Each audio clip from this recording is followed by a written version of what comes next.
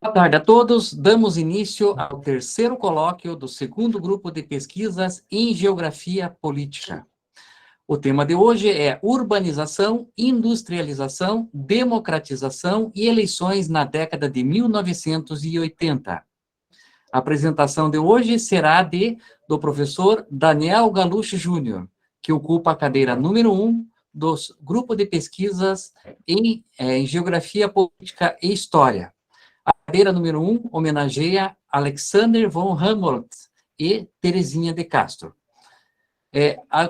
Comunico aos participantes que deverão assinar a lista de presença que se encontra no chat.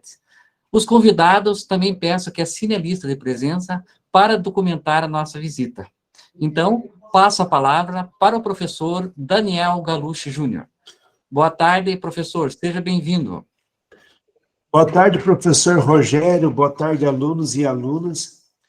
É com muita alegria e satisfação que retornamos nossas aulas, depois de um período, de alguns meses, em que, por motivos de força maior, ficamos sem agenda e sem poder nos apresentar novamente. E agora vamos retornar nossas aulas no meio do calendário eleitoral, e tem tudo a ver com a geografia, correlação com o direito e a correlação com a ciência política. E o nosso grupo é sobre história e geografia eleitoral. Costumo brincar, desde o meu tempo de graduação, que a história e a geografia são irmãs gêmeas. E, como todas as áreas das ciências sociais aplicadas e as ciências humanas, as pontes de comunicação entre o direito, a ciência política, a história e a geografia são amplas, são estradas, são BRs de mão duplas. E, para entendermos a legislação eleitoral de hoje, é preciso lentes de aumento e experiências históricas e espaciais de eleições antigas. Desde o ano passado, viu, professor Rogério, Afonso, Rafael, João, Grupo GEPS, nós vem discutindo, passo a passo, tentando entender a geografia eleitoral desde 1945, desde a época da redemocratização no Paraná. Na primeira aula, em maio de 2021, alguns alunos e alunas vão perceber, por mais que nossa turma são de novos alunos, a gente vem tratando a situação eleitoral e política desde a criação da província do Paraná em 1853. Peço a liberdade, já que esse grupo é de História e Geografia, que, ao falar sobre a redemocratização da década de 1980 e a questão eleitoral, e eu quero focar bem nos 3 governadores do PMDB, José Richa, Álvaro Dias e Roberto Requião, fazer pontes desde o ciclo da erva mate. Vamos lá? Então, primeiro de tudo, eu quero saber, pode ser pelo escrito do Rafael, do João, do Afonso, em que município do Paraná eles nasceram, ou se são de outros estados, até para caracterizarmos os surtos de industrialização e urbanização conforme a frente pioneira ou a mesorregião paranaense. Você, Afonso, que lugar do Paraná você nasceu ou vive? Pode escrever ou pode falar também. Vamos ver. O João Mateus. João Mateus, tudo bem? Tudo bom, professor? Eu sou de Guarapuava. Você é de Guarapuava. E... Você é nativo de Guarapuava e estuda Sim. também na Unicentro? Exatamente, eu nasci aqui em Guarapuava e estudo, sou do mestrado da Unicentro. E você você considera mais que Guarapuava tenha se industrializado e se urbanizado mais no ciclo da erva mate ou do ciclo madeireiro? Penso eu que foi no ciclo madeireiro. No ciclo madeireiro, né, que você Exatamente. percebe que a antiga Guarapuava, emancipada desde o século XIX, tenha um crescimento considerável a partir da década de 1940, né, no Isso, auge das é, serranias. isso ali também junto com Pinhão, essa região aqui, né? Isso. E você, Rafael? Você me lembra que acho que você não é paranaense, né? Uma Não, vaga lembrança. não sou do Paraná, sou do estado do Maranhão, de Imperatriz. Mas estou atualmente morando aqui em Guarapuava. É a Imperatriz que tem onde passa uma rodovia que é E extremamente arborizada, assim, isso, a rodovia chama Belém-Brasília ou BR-010, que liga Belém a Brasília. e nessa avenida que ela passa por dentro de Imperatriz, eu vi algumas fotos que ela é super, é como se fosse um corredor verde, não é? Sim, é ali, aquela avenida que você viu, eu acho, ali é a BR-010, ali é um entroncamento, onde tem um comércio bem forte, né? Tem bem arborizado Isso. também. Corta a cidade ao meio. Então, e você está passando experiências mais frias e amenas, né, no Sim, centro-sul do Paraná. isso, estou aqui, já faz um ano que eu estou aqui no centro-sul do Paraná, em Guarapuava, no Que frio. legal. E você, Afonso? Você é de que região do Paraná? Boa tarde a todos, novamente. Eu não sou paranaense, eu sou paulista, natural do estado de São Paulo, mais especificamente da cidade de Jundiaí, próximo à capital, próximo a Campinas. Mas eu tenho uma ligação com o Paraná, porque minha avó sempre morou em Foz do Iguaçu, no caso, né? No extremo oeste, na fronteira. Ela mora em Foz do Iguaçu desde o final da década de 70, e em 2018 meus pais também se mudaram para Foz do Iguaçu. Apesar de não ser paranaense, o meu pai é paranaense, ele nasceu em Jandaia do Sul, de família mineira, mas o meu pai nasceu próximo a Maringá, ali naquela região. Perfeito.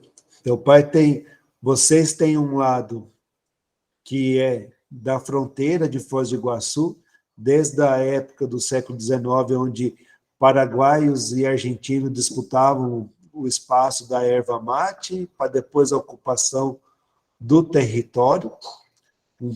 As cidades do oeste e do sudoeste tiveram um surto considerável de crescimento e urbanização através da madeira, e teu pai é de Jandaia do Sul, provavelmente teus avós passaram um período onde a subsistência da família era o ciclo cafeeiro, não é verdade?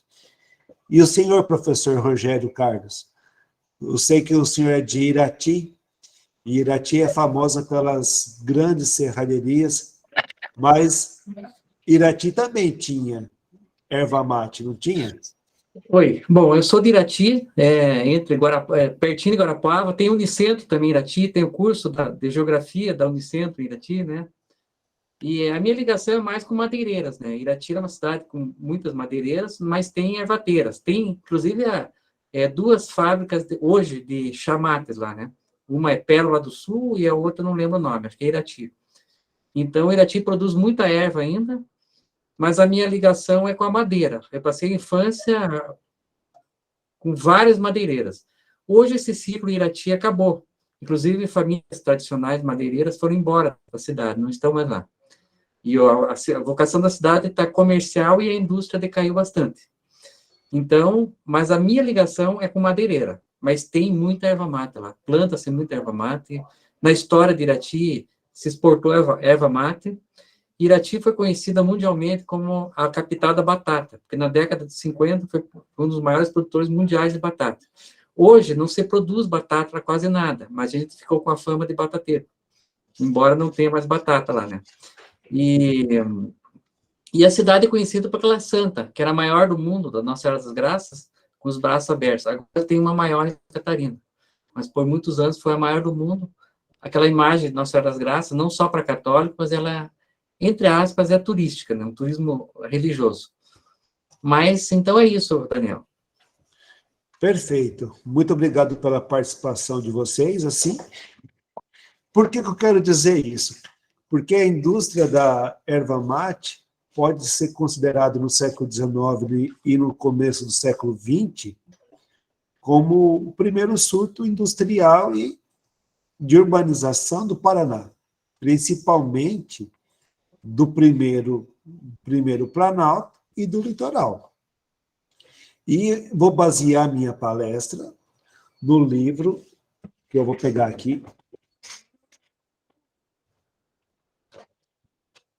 que é Urbanização e Industrialização do Paraná, de Denison de Oliveira, que é da coleção História do Paraná.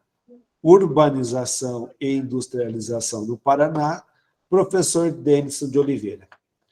E o professor Denison de Oliveira, ele fala que, vou até para repetir suas falas, que na indústria da erva mate aconteceu a generalização das relações capitalistas de produção, a generalização do trabalho assalariado, a adoção de novas técnicas produtivas de caráter industrial. E que eu quero dizer, caminhando para as eleições, que no final do século XIX, para o começo do século XX, quando a erva mate, além de ter consumo interno, começou a ser exportado para os países da região da Prata, propiciou, dentro da questão da estrutura paranaense, a criação de uma burguesia industrial própria nossa, uma industrialização do nosso litoral, onde se considera grandes empresas de erva mate em Morretes, e também em Paranaguá. E, nesse caráter, junto com a criação da burguesia, nós tivemos, até 1930, com a quebra da Bolsa de Nova York, a sustentação. Ainda era o carro-chefe da nossa industrialização. Podemos dizer como que eram as eleições até 1930. O Paraná, entre 1853 a 1889, eram governantes escolhidos pelo imperador, e depois nós tínhamos os presidentes dos estados, com eleição a cada 2 anos, se não me engano. É dentro da estrutura da Primeira República que famílias tradicionais, como a família de Bento Munhoz da Rocha e a família de Afonso Camargo, eles se estabeleceram, eles se tornaram dominantes na política paranaense. A partir da Revolução de 1930, se inverte.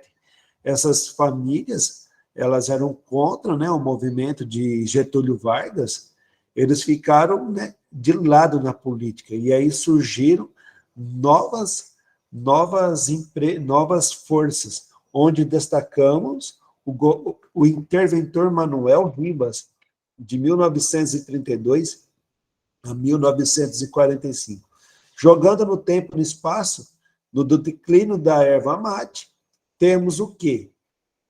Já a utilização, desde 1860, da cultura cafeeira de imigrantes paulistas e mineiros no Nordeste paranaense, conhecido popularmente como Norte Pioneiro, conosco, e guarde essa data, 1924. 1924 a 1926 é muito importante. Foi quando os governos paranaenses da Primeira República, de certo modo, conseguem, através do porto de Paranaguá, aumentar, ramificar meios de transporte e logística para exportar através do nosso porto tanto café quanto erva mate. Tudo bem? Então, nós ainda não tínhamos eleições tão organizadas, ainda não havia justiça eleitoral. A partir de 1930, a partir do momento onde ferrovias e rodovias são abertas, interiorização do Estado, nós temos o segundo ciclo de industrialização, que é o ciclo da madeira. Como todos sabemos, o Estado do Paraná, nós somos, né, pela floresta umbrófila mista, floresta semidecidual estacional, ou seja, em termos populares, nós temos tanto a Mata de Araucária quanto a Mata Atlântica. E quase tudo que é exemplar de árvore que existe no Brasil, existe no Paraná. E a partir do momento que no começo do século XX, e aí nós vamos somar o quê? População portuguesa, preste atenção, população portuguesa, frentes imigratórias, ciclo da erva mate, entrada do ciclo da madeira, agricultura de subsistência, crescimento de Curitiba, temos o quê? O Estado precisa se conectar, precisamos de rodovias e ferrovias. A partir das ferrovias, principalmente a estrada de ferro São Paulo, Rio Grande, onde temos Irati, se não falha a memória, Rebouça, Malê, Ponta Grossa, nós temos Jaguariaíva, Sengés, nós temos o quê? O fortalecimento da empresa, da indústria cafeeira, que também foi um ciclo muito forte de industrialização e urbanização. E o que se fazia na madeira? No Paraná, além das serralherias, nós tínhamos também empresa de papelão imobiliário. Então, essas empresas passaram a fazer parte da paisagem dos municípios paranaenses, empregando população e industrializando no interior. E que década nós estamos falando? Década de 1940 e 1950. Se você for levar em consideração o movimento do Porto de Paranaguá no final dos anos de 1940, ainda o nosso porto exportava mais madeira do que o café propriamente dito. E aí entra duas informações contraditórias. A percepção de que o café paranaense não tinha porto final em Paranaguá, mas sim em Santos, não é verdade? Em São Paulo, e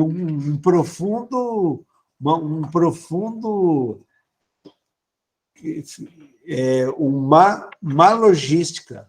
O nosso território paranaense não era propriamente integrado.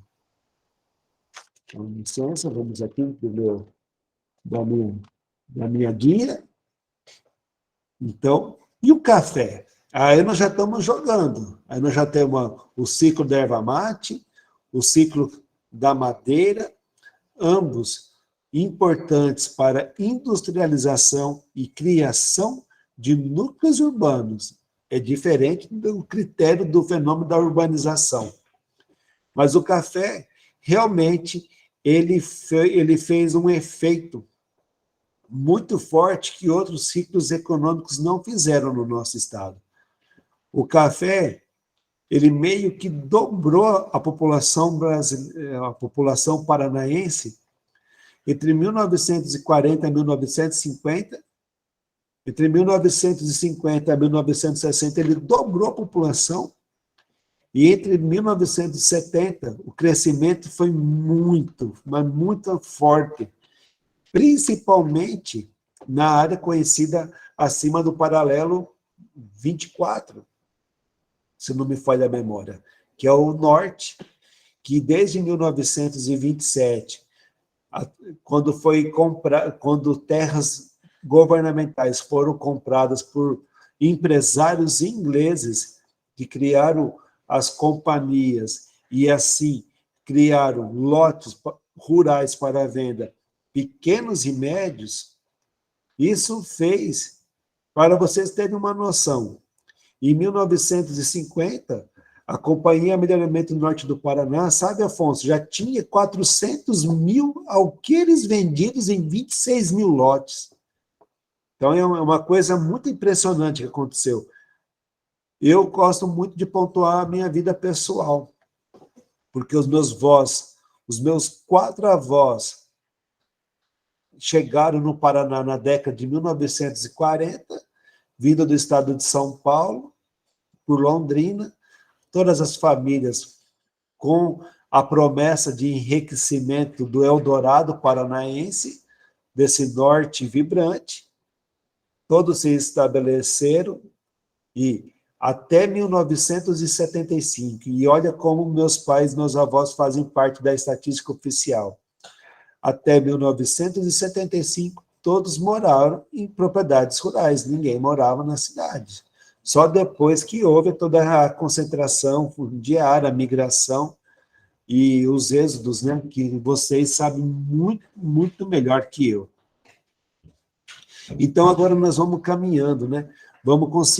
Caminhando do café, que foi tão importante para a industrialização e para a urbanização, tanto é que, para vocês terem uma noção, se todos os municípios paranaenses fossem emancipados até 1990, e depois de 1990 não tivéssemos mais nenhuma emancipação, aproximadamente 65% dos municípios teriam sido criados entre 1950 e 1960 por causa do ciclo cafeeiro. E isso envolve Jandaia do Sul.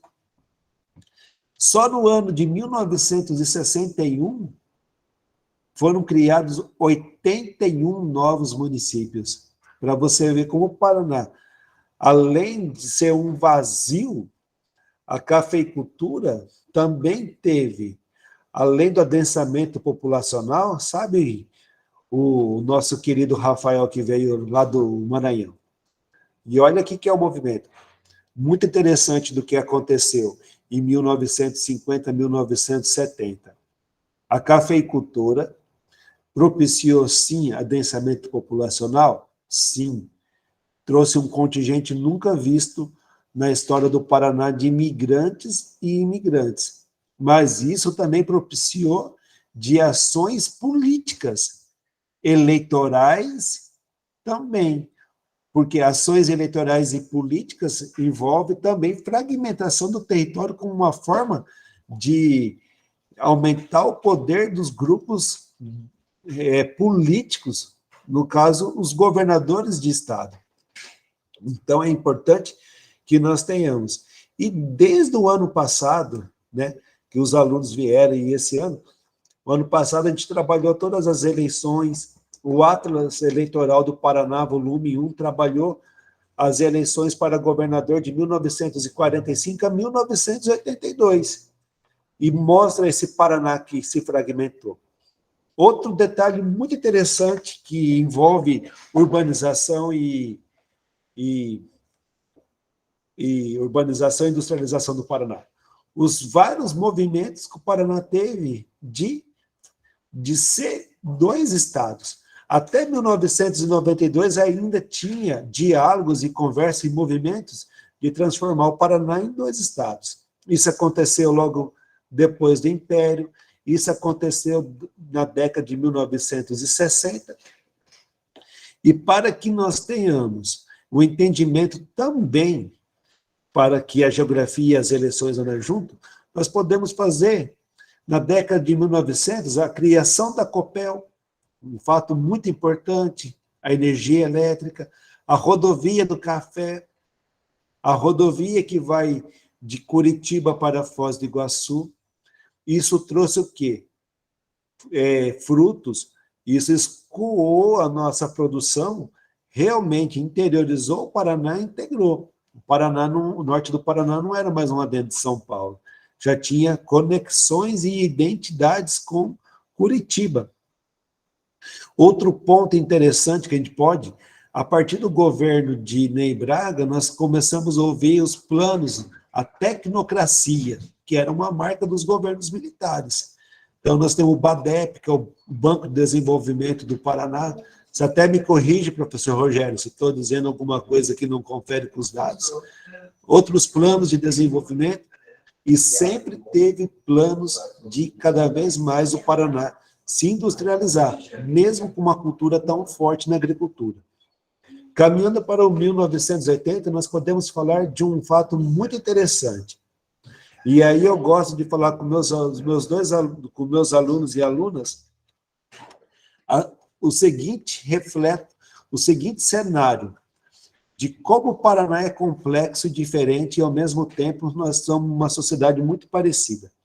18 de julho de 1975, alguns dos meus alunos e alunas sabem o que aconteceu no nosso estado nessa data, 18 de julho de 1975? Vocês, o Afonso, o Rafael, o João Mateus, o pessoal da JEPS. Não foi a neve? O curitibano lembra a neve. O norte do Paraná chora o fim do cafezal. Ou a geada negra. A geada negra. E é diferente como isso vai criando sentimentos assim. Só que na política e na economia, desde a década de 60, havia troca já, dificuldade de financiamento de novos cafezais, já havia por parte do governo federal, na época dos regimes militares, uma troca da política agrícola, e na década de 70, que foi tão importante para o Paraná, a geada de 1975 colocou 3 cenários irreversíveis, que o fim do financiamento de novos cafezais por causa da geada. Então, isso pro estímulo e bastante crédito para uma nova cultura agrícola, o soja. Então, desde a década de 70 já havia estímulo para a produção do soja. O Paraná, em 1974, já tinha 1/3 da área plantada de soja. O Paraná, em 1970, já não tinha mais tanta madeira para extrair, porque tudo foi utilizado em 1950 e 1960. Então, vocês vão percebendo a mudança. Aí nós temos aqui os famosos êxodos municipais. Por quê? Com o fim da cafeicultura, municípios pequenos perderam população para os municípios médios e Curitiba. Então, um êxodo rural, porque além de sair do campo, o cidadão que saiu do campo, ele não ficou na cidade, na sede do seu município, ele migrou. Imigração interestadual. Como o paranaense é um povo migrante em certas fases, paranaenses ou voltaram para o estado de São Paulo ou abriram novas frentes, porque a gênese do paranaense era a produção de alimentos. Aí, o paranaense partiu para Mato Grosso do Sul, Mato Grosso e Rondônia.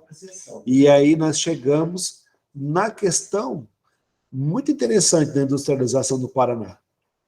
Na década de 1970, o Paraná se especializou cada vez mais de industrializar a soja. Mas eu também não disse que no governo de Paulo Pimentel, entre 1965 a 1971, e no governo de Ney Braga, de 61 a 65, nós tivemos a criação da Copel, a integração da rodovia do café, obras de infraestrutura. Pois bem, na época dos planos, já havia, dentro da estrutura governamental, a disposição política de se criar a cidade industrial de Curitiba. A cidade industrial de Curitiba foi criada nesse contexto e nós temos um surto bem considerável. As famílias que eu tenho muito contato foram para Curitiba, que eram do norte do Paraná, nessa época também, em 1970, e nunca mais voltaram para a nossa região. Então, a soja realmente levou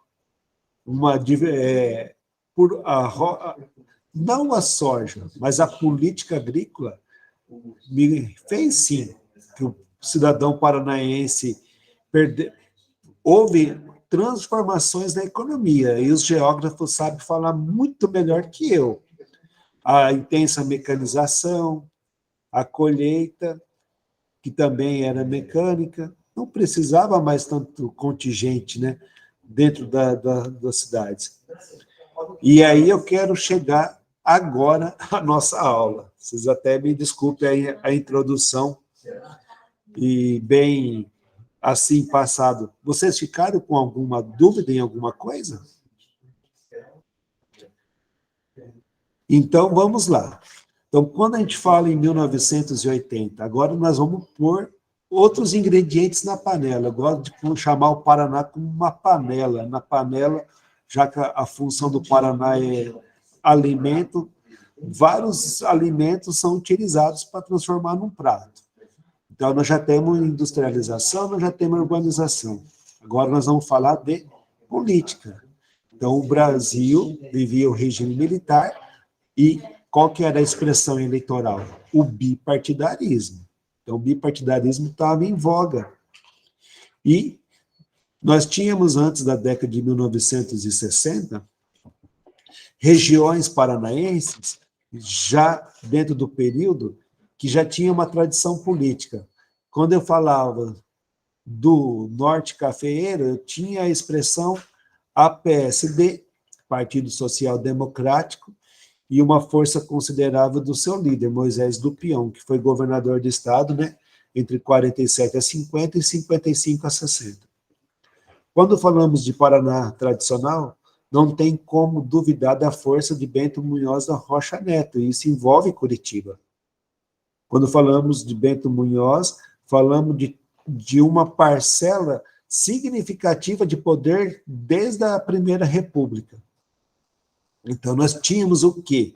O símbolo, qual era o símbolo do Paraná tradicional? A UDN, União Democrática Nacional. Por outro lado, a herança gaúcha e catarinense no sudoeste, que se industrializou e urbanizou tanto na pecuária quanto na madeireira, tinha tradição petebista. Na década de 1970, o Paraná teve forte sustentação da Arena, o braço eleitoral do regime militar. Mas na década de 1970, como todos os movimentos de oposição e de redemocratização do Brasil, desde as eleições parlamentares de 74 e 78, em Curitiba, na região metropolitana, e Londrina, Maringá, o MDB, Movimento Democrático Brasileiro, onde concentrava todas as forças de oposição, já era competitivo eleitoralmente. E nas eleições de 1978, o MDB, tanto na eleição para senador, que elegeu José Richa, quanto na eleição para a Câmara e da Assembleia, ela empatou, o MDB foi muito bem votado, a ponto, e não fugiu do resto do Brasil, Tanto é que em 1979 nós tivemos uma nova legislação eleitoral, onde acabou com o bipartidarismo. Mas que na prática, e aí eu venho para a década de 80, na prática ainda era muito forte. Agora o MDB com outro nome, PMDB, e a Arena com outro nome, o Partido Democrático Social, famoso PDS. E agora, onde eu quero chegar? Eu quero chegar para mostrar alguns mapas, para mostrar que na eleição de 1982 para governador, não, a presença do bipartidarismo, por mais que não existisse mais, foi marca forte da eleição. E exemplo do que aconteceu em todos os estados do Brasil, grande parte, a vitória do MDB, agora com o pé na frente, o Partido do Movimento Democrático Brasileiro. Então, se vocês me darem licença, eu vou aqui ajustar meu computador para mostrar alguns mapas e nós começarmos uma discussão. Tá bom? 1 minuto para vocês.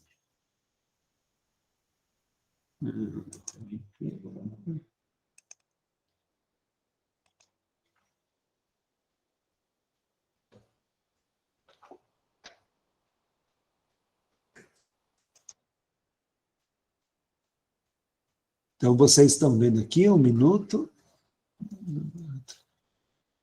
Eleições, banco de dados. 1982.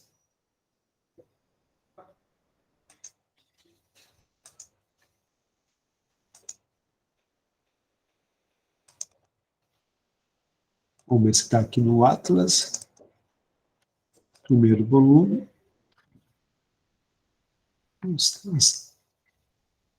Biblioteca. Tabelas oficiais. Os mapas. Mapas.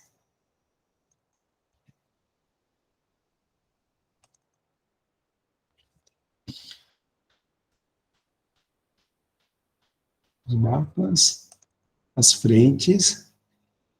Vamos ver se ainda considera as frentes.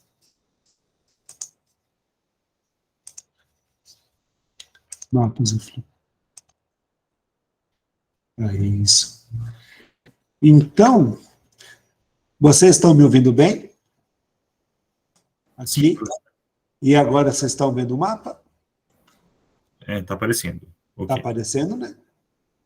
Perfeito. Então, eu vou tirar aqui a minha câmera. Por mais que não faz muito sentido falar de frentes de ocupação na década de 1980, e o que eu quero dizer que é tão importante ao falar desse mapa, que somente Curitiba, em 1982, tinha 21% do eleitorado paranaense. Olha que interessante. Somente Curitiba tinha 21% do eleitorado paranaense. E, por outro lado, e até antes da denominação do IBGE de mesorregião, norte pioneiro, de norte novo, noroeste, o governo do estado chamava todo o norte do Paraná de norte cafeeiro. Então, o norte cafeeiro tinha, na eleição de 1982, 42% do eleitorado. Por outro lado, isso são números que me assustam, né? Me assusta, porque hoje, Curitiba, isso mostra um pouco da questão do exercício que os livros que que eu me baseei, eles foram feitos em 1990. E o professor Denison de Oliveira e a professora Marion Brepon de Magalhães, eles apostavam muito na metropolização e do crescimento das médias grandes cidades, e que o Paraná ia ter um grande parque agroindustrial. E tanto é verdade que nós tivemos, na década de 1990, as indústrias de automotiva, e o Paraná tem os seus arranjos produtivos locais, não é verdade? Tanto de alimento como outros itens. Mas o que eu quero dizer é que nesse exercício, que Curitiba tinha realmente 20% do eleitorado na época, 21%, hoje, Curitiba só tem 12%. 12% do eleitorado. Mas se eu for considerar todos os municípios e região metropolitana, sabe quantos porcentos do eleitorado eu tenho, João Mateus? Do eleitorado paranaense na região metropolitana? Você sabe, Afonso?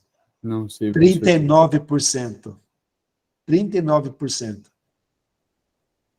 Então, 39% está concentrado em apenas na nossa metrópole. Então, são forças desproporcionais. E deixa eu ver se eu acho outro mapa aqui, das frentes. Os mapas do professor Alides, que eu quero trabalhar nesse ponto. E vamos ver se eu tenho alguma coisa aqui. Professor, só para uma curiosidade, para a gente pensar na distribuição, na década de 80, a participação do Norte Cafeiro era de 40%, certo? 42% do eleitorado. Isso eu imagino que nesses últimos 30, 40 anos, a participação do Oeste, a região de Cascavel e Foz do Iguaçu cresceu bastante em relação à década de 80. Cresceu muito, e hoje nós temos três manchas onde está representado quase que 70% do eleitorado paranaense. A mancha da região metropolitana de Curitiba até Ponta Grossa, a mancha da mesorregião norte-central no eixo Maringá-Londrina e no eixo da mesorregião oeste paranaense de Toledo a Foz do Iguaçu. Então, é esse. E eu quero ver aqui que eu separei um mapa tão bonito para mostrar para vocês e na hora principal eu não estou conseguindo achar. Faz parte disso, faz parte, mas ao vivo, como diz, ao vivo é assim mesmo. Então, deixa eu ver aqui que eu quero pegar a nossa obra. E por que eu quero tanto forçar, achei aqui, forçar na votação de José Richa, de 1982, e aí caminhando para uma conclusão. Porque a eleição de José Richa em 1982, ela é significativa porque ela marcou um período de quase 15 anos de domínio do mesmo grupo político, sabe, meus alunos e alunas? Que aí, e eu quero explicar melhor aqui, deixa eu só mostrar aqui, deixa eu só achar aqui 1982, que é o ciclo do MDB, aqui, 1982, deixa eu ver, é o ciclo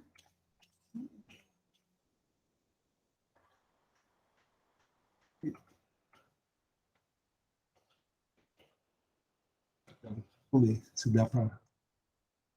Em tese aqui, ó, em branco, ó, é onde venceu José Richa e onde venceu Saul.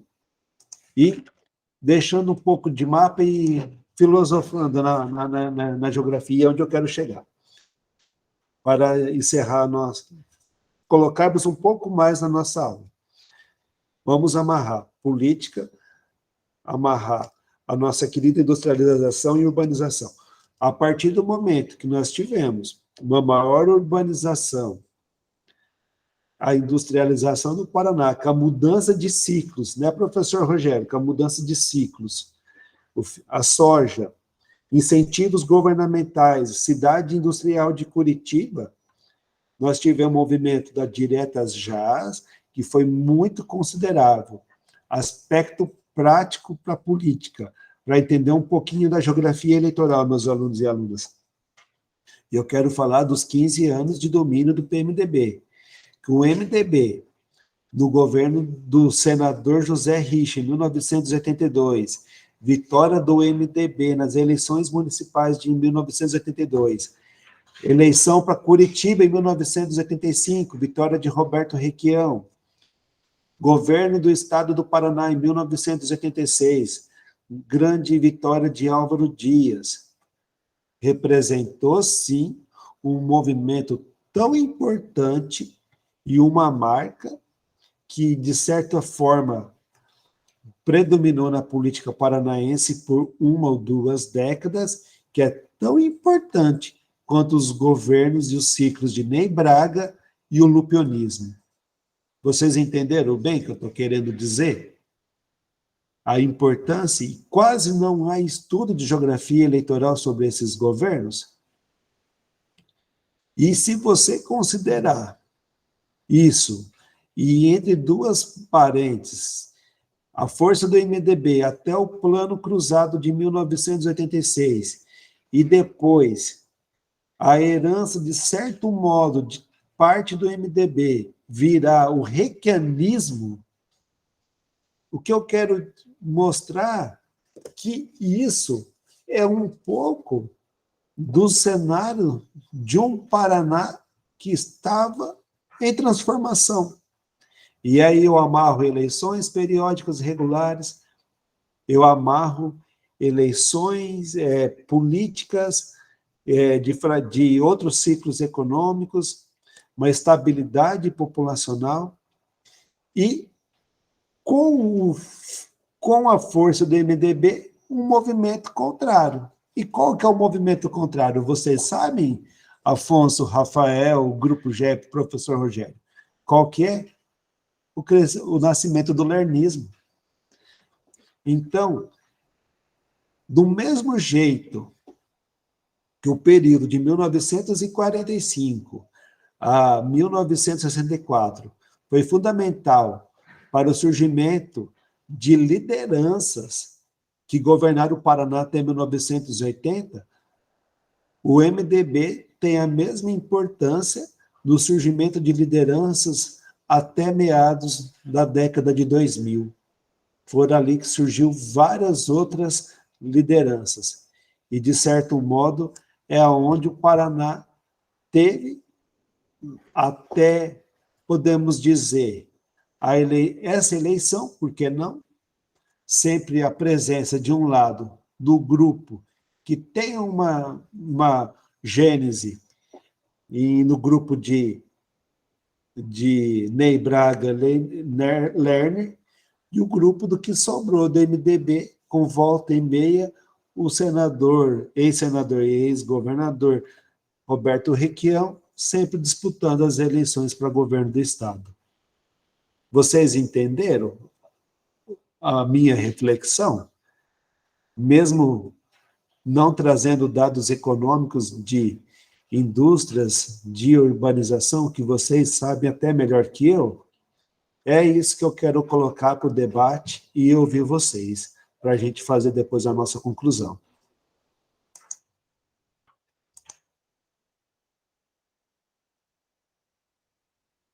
Então, vocês, né, desculpe não trazer outros mapas assim, mas eu acho que o primeiro volume do Atlas Eleitoral fechou com brilhantismo essas eleições passadas, e o segundo volume vai ter ainda mais informações sobre as eleições presidenciais no Paraná. Eu quero um pouco da experiência de vocês, até se alguém do GEPS quiser falar, para complementar porque vocês têm até dados mais atualizados que o meu, referente ao que o Paraná está passando de transformações da agroindústria, da sua população, e que a gente consegue visualizar em termos de eleições para a nossa análise, né, que o objetivo é a geografia eleitoral. Pode começar por você, Afonso? Pode ser. Vai ser mais no sentido de comentário, né, principalmente aproveitando da exposição, né, do professor Daniel, da gente pensar na característica, né, tanto de formação dessas três principais regiões, né, que seria o Paraná tradicional, o norte ligado à economia cafeeira e o oeste, né, e como isso vai se refletir na estrutura, né, socioespacial do estado como um todo, né. A gente tem uma característica do oeste que nos últimos anos ele se desenvolve ligado a um setor da economia, com a agroindústria, né, e, consequentemente, isso vai ter um crescimento bastante expressivo da população nessa região, né, e muito ligado ao desenvolvimento que essa região teve, tanto no setor econômico, e isso vai gerar um processo, um ciclo, né, de crescimento populacional, e isso vai refletir no aspecto demográfico e também, é lógico, no aspecto da demanda, né, da porcentagem de eleitores que a gente tem nessa região, que vai ter um crescimento bastante interessante. Por isso que eu perguntei, porque eu imaginei esse crescimento expressivo nos últimos anos. E pensar nessas manchas, né, de concentração, né, uma mancha ligada a uma região metropolitana, uma mancha ligada principalmente às duas cidades de Maringá e Londrina, que tem esse histórico ligado ao processo de expansão da economia cafeeira, né, depois com a crise desse sistema econômico, a gente vai ter um processo de intensificação da urbanização, principalmente focado nessas duas grandes cidades, né, como que essa região ela vai se adensar, principalmente em torno dessas duas cidades, e no caso do Oeste, principalmente eu acredito, né, que principalmente em torno de duas cidades, principalmente Cascavel, né, que nos últimos anos teve um crescimento econômico muito ligado a uma industrialização, de certa forma diversificada e também muito atrelada ao setor da agroindústria, né, que nos últimos anos teve um crescimento bastante interessante. No caso de Cascavel, é interessante a gente pensar, né, eu não tenho informações, né, porque não é a minha área de estudo, mas se perguntar o porquê que essa cidade, ela teve um crescimento populacional muito expressivo nos últimos 10 anos, e Foz do Iguaçu não tem, né, porque Foz do Iguaçu é uma cidade muito ligada ao turismo, mas em termos industriais não é tão desenvolvida como Cascavel. Esses dias eu estava vendo algumas informações, né, comparado ao censo de 2010, a população de Foz do Iguaçu quase não aumentou, e nos últimos 10 anos a população de Cascavel aumentou praticamente 50 mil pessoas a mais, né? Então, para a gente pensar nessa oferta, né, de serviços, ao ciclo econômico e o modo que Cascavel se insere nesse contexto, até pela própria situação geográfica da cidade, né, que ela está mais articulada com outros centros, né, do ponto de vista logístico. Era mais ou menos nesse sentido. Obrigado. Rafael, quer fazer algum comentário, alguma coisa? Não, obrigado. Só observar vocês mesmo aí. Professor Rogério, quer passar a tua experiência? Bom, eu vou acrescentar primeiro uma curiosidade, né? Tajada Negra. Então, tinha uma família lá no norte do Paraná, não me lembro bem qual cidade que não é das maiores, que ela era de fazendeiros de café, né? E fazia um café Bourbon, sementes de café Bourbon. Daí eles começaram a investir na cidade de Londrina, construíram um prédio de apartamentos para vender. E daí veio a geada negra e matou toda a produção deles. O que eles fizeram? Transformaram o prédio que eles tinham para vender num hotel para sobreviver. E hoje é a rede Bourbon, tá? A rede Bourbon do hotel, aquela rede enorme que tem hoje, é a rede Bourbon. Então, às vezes, a geada negra, se não acontecesse isso, a família continuava plantando café, ou outra coisa, né? Outra coisa que é interessante, o Galucci, ele falou dos municípios emancipados do Paraná. Alguém sabe qual que é o município 399, o último emancipado? É Quarto Centenário. Quarto centenário. Eu ia chutar Braganei, mas é quarto centenário. É engraçado que é Ney Braga ao contrário, né? Isso, Mas é verdade. é Quarto Centenário. O Paraná chegou a 399 e não arredonda para 400, né? Então, O Aníbal Cury faleceu, nunca Ah, mais conseguiu passar o município 400. então, e outra coisa que a gente comentou, às vezes a gente pensa muito no crescimento da população, mas não necessariamente o crescimento da população é desenvolvimento, tá? Eu vou comparar Irati, eu moro em Curitiba, moro em São Bento do Sul e tenho minhas raízes em Irati. Agora, com o inventário da minha mãe, eu estou tendo que ir direto lá, né? Mas a Irati está um pouquinho desligado, mas agora vou ter que ligar por um tempo. E São Bento do Sul tem, perto de Santa Catarina, tem cerca de 70 mil habitantes. Irati tem 60 mil. Tá? A arrecadação de São Bento do Sul, com 60 mil habitantes, é equivalente a uma cidade de 200 mil habitantes. Porque a indústria é muito forte. Então, ela não tem... Em regra, acompanha a população, né? Mas, então, é uma cidade que ela tem uma arrecadação... É uma cidade rica, porque recebe uma arrecadação alta, claro que é mal aplicada, às vezes, né? Mas comparando com Irati, que é uma cidade praticamente do mesmo tamanho, e a arrecadação é baixa.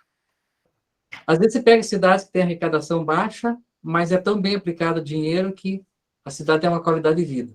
E eu lembro o caso de Itaipulândia, né? Que ela vive de royalties. Tinha uma época em Itaipulândia, eles pagavam todo o ensino particular de graça no curso superior, nas cidades vizinhas, a prefeitura pagava com transporte e tudo, porque a arrecadação deles era muito alta. Eu estava vendo pesquisas de desenvolvimento, né? Agora, comparando Irati com uma cidade lá do Nordeste, 60 mil habitantes. Você vai ver que Irati está muito mais envolvida do que uma cidade do mesmo porte, né? Agora, eu estava vendo os índices que eles fazem para saber o desenvolvimento. É umas coisas bem engraçadas, né? Número de lojas de eletrodomésticos e concessionárias de carros. Né? Então, eles pegam o tamanho da cidade, porque a tendência das pessoas ter uma qualidade de vida é comprar eletrodomésticos, né? E comprar carro. E você vai pensar, eu comparando São Bento com Irati. Tá? São Bento vai pegar concessionária. Nós temos Chevrolet Fiat lá em Irati. Antes tinha Ford, Volkswagen, fecharam. Você pega São Bento do Sul, que é mais ou menos esse tamanho. Nós temos Volkswagen, Chevrolet, Ford, que ainda existe, né? Fiat, Mitsubishi, Renault, carros que numa cidade com pouco desenvolvimento não teria. Então, lojas, você vai comparar o número de lojas de eletrodomésticos, né? Eles comparam TV com 55 polegadas acima, para ver quantas são vendidas na cidade, para ter um índice de desenvolvimento urbano. E a vocação do município, se é produção rural ou não. É produção rural. E um fenômeno que eu fiz até uma palestra sobre isso, um fenômeno de vir comércio e indústria de fora para uma cidade. O que acontece especificamente com a indústria? A indústria, quando não tem problema de poluição, ela fomenta o comércio da cidade e o comércio cresce. Mas quando vem uma empresa comercial grande varejista, aquelas lojas de departamento de uma cidade, ela leva o dinheiro da cidade. Vou dar um exemplo da Havan. Nada com o velho da Havan, tá? É um exemplo comum, né? Mas acontece com outras lojas. O que acontece? Ela chega numa cidade, né? Ela chega numa cidade... Cidade grande não tem problema, porque a concorrência é grande, mas uma cidade de porte médio, porte de 60 a 100 mil habitantes. Ela chega numa cidade, ela ganha o terreno da cidade, tá? Ela se instala na rodovia, porque não paga IPTU, paga ITR, que é bem mais barato, né? Ela ganha um enxoval. Vocês já viram que supermercado tem muito isso, né? Porque supermercado, toda empresa que vai vender para o supermercado, a primeira compra é de graça. E cada vez que uma rede de supermercado constrói um supermercado, ele ganha uma coisa chamada enxoval. Todos os fornecedores dão de presente a primeira estoque da loja. Quer dizer, o concorrente não tem essa possibilidade. E essa loja, ela não paga, ela ganha o terreno, ela não paga IPTU, paga ITR, que é da União, o município pode assumir, mas nem sempre, né? Daí se diz, entregue a tantas pessoas, tá? Mas o lucro dessa empresa vai para a matriz. E essas pessoas que são empregadas, quando é em supermercado, elas vão gastar boa parte do salário no próprio supermercado. E em volta, todas as lojas de roupa, todos os mercadinhos, a maioria fecha.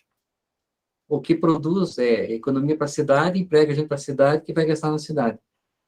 Então, é um grande problema quando entra uma empresa comercial dentro de uma cidade, do porte até 100 mil habitantes, o contrário da indústria. Se a indústria não tiver problema de poluição no município, aí ela produz desenvolvimento, ela produz desenvolvimento maior.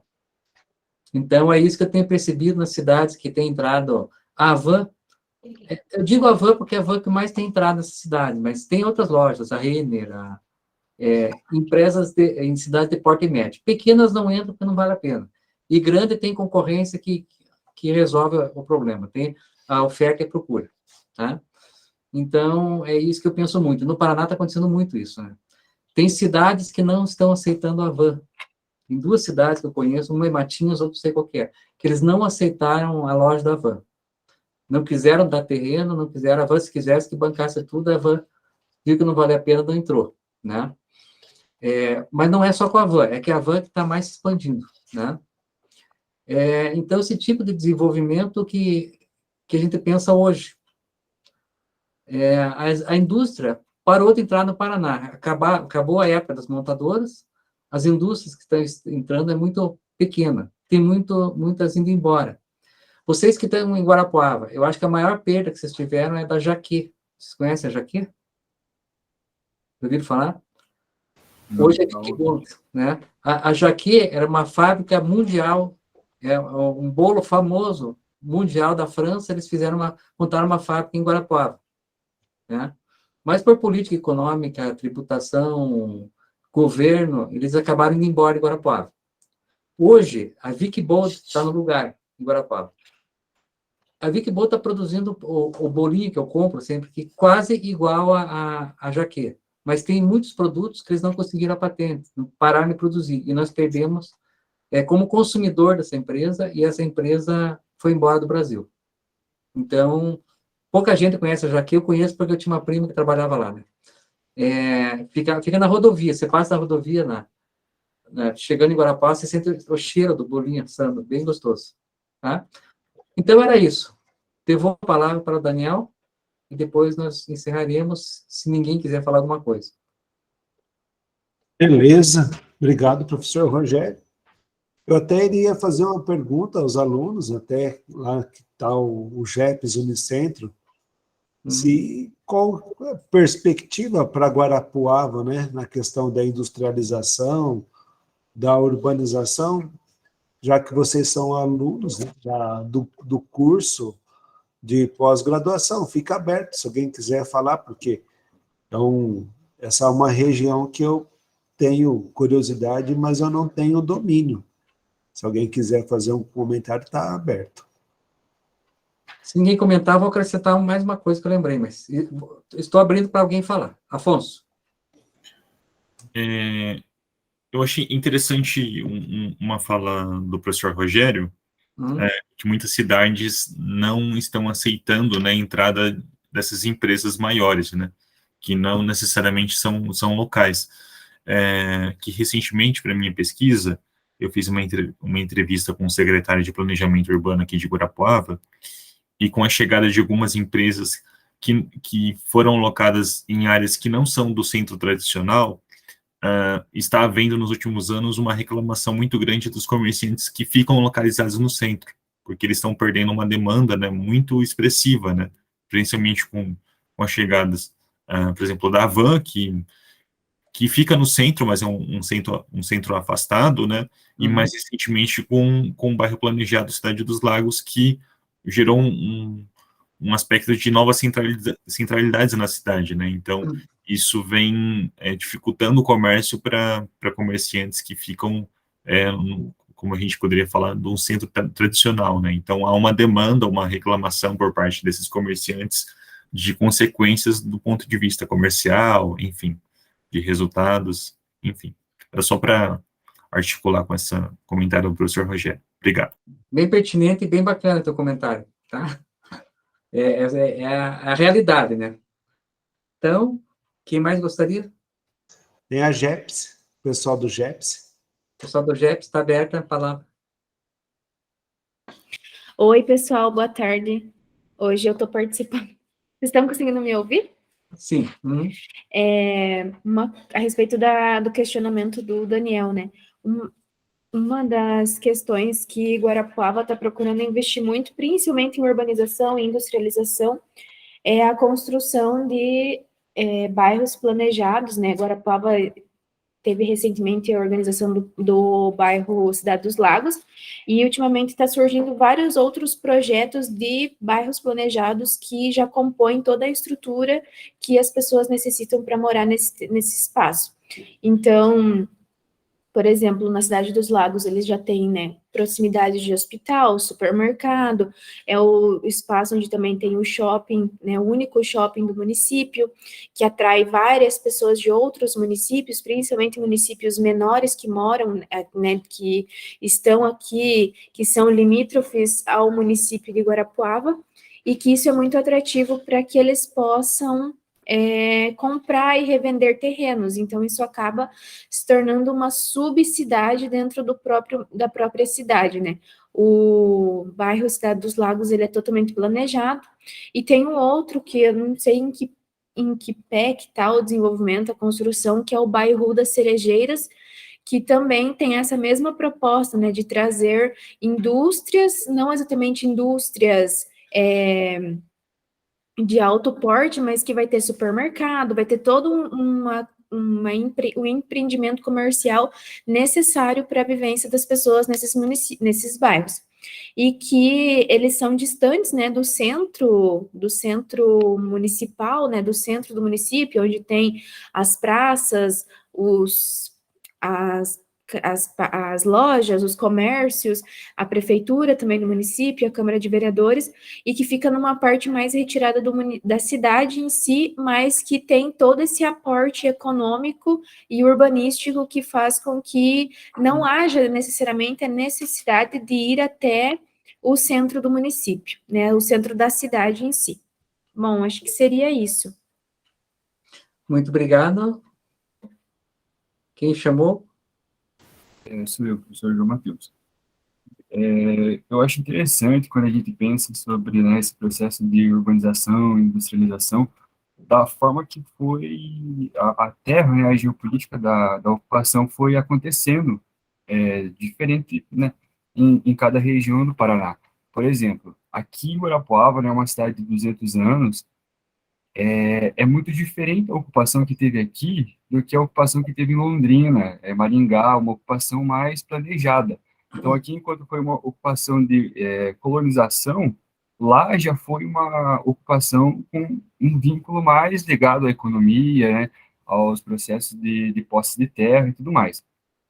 É interessante também a gente perceber que aqui na região de Guarapuava, Curitiba nem tanto, mas nessa região aqui do Centro-Sul, como as cidades, para a gente chegar uma cidade na outra, igual aqui em Guarapuava, para chegar a cidade mais próxima é cerca de 90 quilômetros, diferente da região norte do Paraná, que em poucos minutos, né, uma cidade está ligada na outra. Algumas outras cidades são cidades dormitórios, que servem, né, as pessoas dormem as pessoas dormem à noite e durante o dia trabalham numa cidade maior. E aqui eu percebo, como, né, nativo, que esse processo de urbanização e industrialização, ele desacelerou, mas, ao mesmo tempo, no processo imobiliário, ele vem acelerando. Então, como o professor Rogério falou que, né, algumas empresas saíram, outras se intensificaram, as que, né, tradicionais aqui da cidade, mas esse aspecto imobiliário dessa oferta e da procura tá gerando, né, nesse momento, uma maior especulação. como a cidade dos Lagos ali, esse bairro planejado e os demais investimentos naquela região. Então, é só para né, deixar essa compreensão assim da diferença do processo de ocupação. Uma coisa que eu notei também, não é da van, é do supermercado agora, né? Um supermercado que instalaram numa cidade do interior de Catarina, mas acontece em toda parte esse fenômeno, né? A prefeitura, além de dar todas as condições para instalar um supermercado, para fechar um monte de mercadinho, eles mudam o trânsito para que as pessoas vejam primeiro o mercado grande e entrem e não vão para frente, né? Eles desviam o trânsito para favorecer que as pessoas passem na frente desse mercado. Já perceberam isso, né? Aqui em Curitiba aconteceu com uma igreja, eles dando esforço para passar na frente de uma igreja famosa que tem aqui. Não vou dizer nem qual que é, né? Mas o trânsito acontecendo por lá, necessariamente você tem que passar pelos 4 lados da igreja. Então, acontece muito com o comércio, com o supermercado. Outra coisa que eu vou acrescentar, eu acho que foi o Galucho que falou de ferrovia, né? Sim. Falando de Guarapuava, e eu de Irati ali, que está no mesmo... eles estão com aquele projeto, estão fazendo audiências públicas sobre a nova Ferroeste, que vai ser Ferropar, né? A Ferroeste, ela para em Guarapuava, né? Que é a ferrovia nova, construída uns anos atrás. Qual que é o problema do ramal Guarapuava-Paranaguá? Tem 2, a Serra do Mar e a Serra da Esperança. A Serra da Esperança entre Guarapuava e Irati. O problema é que eles têm muita curva, muito antiga, porque naquele tempo a empresa que construiu a ferrovia, ela ganhava por quilômetro quadrado. Então, em vez de ela fazer reta, ela fazia várias curvas para ganhar dinheiro, né? E então demora muito para a mercadoria chegar em Paranaguá, de Guarapuava em diante, que é muita curva e muita serra, né? E na volta, metade do trem tem que voltar vazio. Tem muita mercadoria para transportar de Paranaguá até Cascavel. Mas o trem tem que voltar vazio porque o peso dele ele não consegue subir a Serra da Esperança, a Serra do Mar. Então ele tem que voltar com 1/3 da carga. E isso torna, encarece muito o transporte da ferrovia. Então o que eles vão fazer? Qual que é a ideia? Irati vai perder a linha de trem, mas vai ficar com ela. Dá para entender isso? Não. A ferrovia, eles vão desviar de Guarapuava em diante, ela vai beirar a BR-277. A maior parte da ferrovia vai estar no lado da BR-277, porque daí a serra é mais suave e é mais reto, né? Então, ela passa por Irati, Palmeira, muitos anos perdeu a ferrovia, agora vai ganhar, vai sair lá na Lapa e vai desviar a Serra do Mar, né? Então, por quê? Porque a mercadoria vai mais rápida para Paranaguá e pode trazer mercadoria de volta com a mesma estrutura que foi. Entenderam qual que é o problema? O problema está nessas 2 serras e nas curvas que tem entre Guarapuava e Paranaguá, tá? E tinha mais uma coisa que eu ia falar da ferrovia. Ah, tá. A ferrovia famosa turística de Paranaguá a Curitiba vai continuar existindo, mas só como turismo. Não sei se você sabe que aquela empresa chamada Serra Verde Express, que explora o turismo ali, eles dizem que eles deixam de ganhar muito dinheiro com o turismo porque eles não podem descer a hora que está subindo o trem de carga. Então, eles têm uma demanda para turismo muito grande, mas não podem explorar porque tem que dividir com o trem de carga.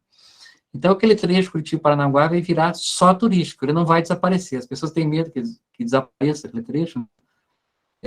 Então, vai continuar, mas vai ser só turístico. Então, eles vão explorar o turismo e ampliar a capacidade de carga, principalmente da volta, de Paranaguá até o fim. E vão ampliar a Ferroeste para frente ainda. Não sei se é até Cascavel, que ela parou, né? Acho que é até Cascavel. Tá? Então, só por curiosidade. Tá certo? Então, a ferrovia original de Guarapuava até Ponta Grossa vai desaparecer. Tá? Então, vai cortar. Beleza. Então, alunos, né? Que a nossa querida Larissa saiu. Se alguém tem mais alguma dúvida, algum apontamento, Só um pouquinho, não esqueçam de responder a chamada. Se alguém não responder, está lá no chat, tá? Então, eu vou complementar nossa aula com alguns mapas que colocarei lá no grupo, lá na página, certo? Que facilita. Mais algum comentário. Dizer que o segundo volume do Atlas Eleitoral do Paraná está já bem adiantado, e o professor Rogério falará nos próximos encontros sobre as nossas aulas, né? Peço desculpa que no mês de setembro vou ter que me ausentar para fazer a reunião, a eleição, e nesse momento eu declaro encerrado a nossa aula. Foi uma alegria imensa encontrá-los. Então, foi um prazer imenso encontrá-los e até a próxima sessão. O Afonso levantou a mão. É só uma dúvida, só para confirmar, a gente vai seguir o cronograma que o professor Rogério mandou aqui? Ou esse cronograma ele vai ter alguma atualização? Nós temos uma aula em setembro, daí você não vai poder comparecer? Não, eu vou... Não, o Daniel? Então, é isso. Em setembro eu estou... Que dia que seria? É, Minha agenda em setembro está favorante. A não ser que eu conduza para você, mas daí a sua presença é muito importante, né? Obrigado. A gente decide nos próximos dias aí, né, Galucho? Que dia que seria o encontro do dia de setembro? É que no cronograma está para o dia 20 de setembro e depois a quinta e a última aula para o dia 18 de outubro. 20 Dá de para jogar para setembro? outubro, se for o caso, né? Não, vamos manter dia 20 de setembro, então. Facilita para todo mundo. Então, vamos manter. Pode ser. Então, tá bom. Tá certo? Beleza? Obrigado, professores. Falou, pessoal. Um abraço. Um abraço. Tchau, tchau. Obrigado. Tchau, Um tchau. abraço, até mais. Tchau, tchau. Galucho, fique um pouquinho aqui. Só um pouquinho, deixa eu desligar a gravação. Eu ia.